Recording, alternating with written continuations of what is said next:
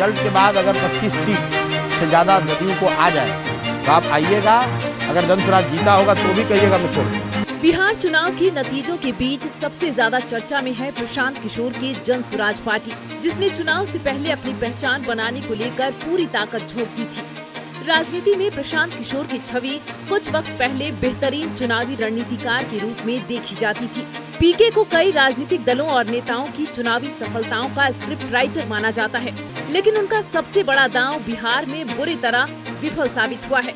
एक समय था जब पीके भारत की राजनीति में चाणक्य बनकर उभरे। पहले पीएम मोदी के साथ तो बाद में ममता बनर्जी, लालू, नीतीश और तमाम पार्टियों के साथ काम किया और उनके चुनावों में बड़ी जीत दिलाई। लेकिन वही पीके बिहार की राजनीति में अपनी पार्टी का खाता भी नहीं खुलवा पाए। बिहार चुनाव में पीके की पार्टी जन स्वराज पार्टी को 0 सीट मिली है। यहाँ तक कि उनके काफी उम्मीदवारों की जमानत भी जब्त हो गई। पीके को चुनावी इम्तिहान में करारी हार का सामना करना पड़ा है। बिहार में तीसरे मोर्चे और एक राजनीतिक विकल्प के रूप में प्रचारित उनकी जन स्वराज पार्टी अंदरूनी इलाकों के चुनावी संग्राम में खाता भी नहीं खोल पाई। किशोर ने एक चुनावी रणनीतिकार के रूप में सुर्खियां बटोरी जब उन्होंने 2012 के गुजरात चुनाव में नरेंद्र मोदी के नेतृत्व वाली भाजपा के विजयी अभियान की रूपरेखा तैयार की।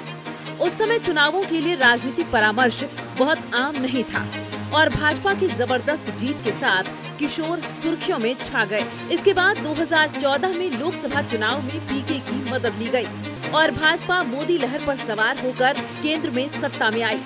वहीं इसके बाद 2015 में प्रशांत किशोर दूसरी तरफ थे। बिहार में महागठबंधन अभियान को धार दे रहे थे और उन्होंने फिर से सफलता हासिल की जब नीतीश कुमार, लालू यादव की जोड़ी ने शानदार जीत हासिल की। 2017 के पंजाब चुनाव में किशोर ने तत्कालीन कांग्रेस नेता अमरिंदर सिंह को जीत दिलाई। इसके बाद उन्होंने वाईएसआरसीपी के जगन मोहन रेड्डी की मदद की और उन्हें आंध्र प्रदेश में जीत दिलाई। 2021 में किशोर ने तमिलनाडु में एमके स्टालिन के नेतृत्व वाली डीएमके और ममता बनर्जी के नेतृत्व वाली तृणमूल कांग्रेस की सहायता की और दोनों दलों ने बड़ी सफलता हासिल की। पीके ने लोकसभा चुनाव के कुछ महीनों बाद जन स्वराज पार्टी के गठन की घोषणा की। उन्होंने यह भी स्पष्ट किया कि जन स्वराज पार्टी 2025 का बिहार चुनाव लड़ेगी। चुनाव से पहले किशोर की जन स्वराज पार्टी ने जोरदार प्रचार अभियान चलाया और सोशल मीडिया पर अपनी पकड़ बनाए रखी। कई लोगों का मानना था कि यह एक मजबूत राजनीतिक ताकत बनकर उभरेगी। साक्षात्कारों में किशोर ने विश्वास जताया कि जन स्वराज अच्छा प्रदर्शन करेगी। रिजल्ट के बाद अगर 25 सीट से ज़्यादा जदयू को आ जाए तो आप आइएगा। अगर जन स्वराज जीता होगा तो भी कहिएगा मैं छोड़ दूंगा। और जोर देकर कहा कि जेडीयू हार के कगार पर है। जन स्वराज के उम्मीदवारों में भोजपुरी गायक, पूर्व नौकरशाह, शिक्षाविद और पहले अन्य दलों में रह चुके वरिष्ठ राजनेता भी शामिल थे।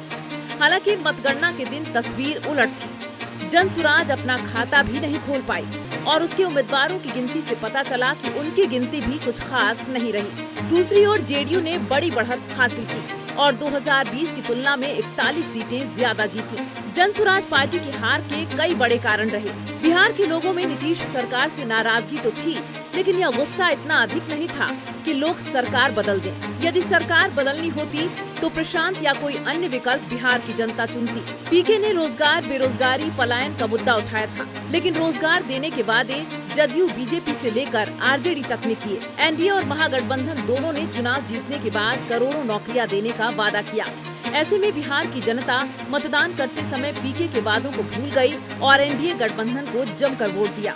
बिहार की 90% आबादी गाँव में रहती है। जन स्वराज पार्टी का प्रचार गाँव की जगह शहरी आबादी और डिजिटल तक सिमटा रहा। अधिकांश ग्रामीण जन स्वराज पार्टी की चुनाव सिंबल और उम्मीदवारों से भी अपरिचित रहे। इसका खामियाजा जन स्वराज पार्टी को उठाना पड़ा है। बिहार की राजनीति हमेशा जाति पर होती रही है। प्रशांत किशोर किसी खास वर्ग और जाति को अपनी पार्टी की ओर आकर्षित नहीं कर पाए, जो इस चुनाव में हार का कारण रहा। प्रशांत किशोर अपनी पार्टी के साथ महिलाओं को जोड़ने में असफल रहे। इस चुनाव में महिला मतदाताओं की भूमिका अहम रही है। महिलाओं ने जमकर एनडीए को वोट दिया है। पीके की बिहार में शराबबंदी खत्म करने की बात भी महिलाओं को पसंद नहीं आई। प्रशांत किशोर खुद चुनाव लड़ने के लिए मैदान में नहीं उतरे। उनके इस फैसले से जन स्वराज के समर्थकों में निराशा दिखी। महागठबंधन ने प्रशांत किशोर की पार्टी जन स्वराज को बीजेपी की बी टीम बताया था। इस छवि के कारण भी जनसुराज को नुकसान उठाना पड़ा। एक इंटरव्यू के दौरान किशोर से पूछा गया कि अगर जनसुराज अभियान अच्छा प्रदर्शन नहीं करता है तो वे क्या करेंगे। तब उन्होंने कहा था कि उन्होंने बिहार के लिए 10 साल समर्पित किए हैं और अगले 5 साल तक राज्य के लिए काम करते रहेंगे। उन्होंने अभी तक नतीजों पर कोई सार्वजनिक बयान नहीं दिया है।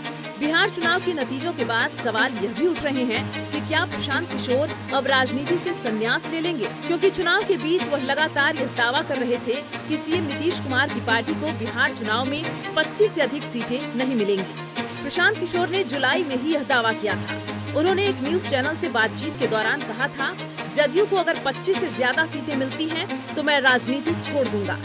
उनका यह दावा अब सोशल मीडिया पर जमकर वायरल हो रहा है। हालांकि यह पहली बार नहीं है जब प्रशांत किशोर ने जदयू को लेकर बड़ा दावा किया है।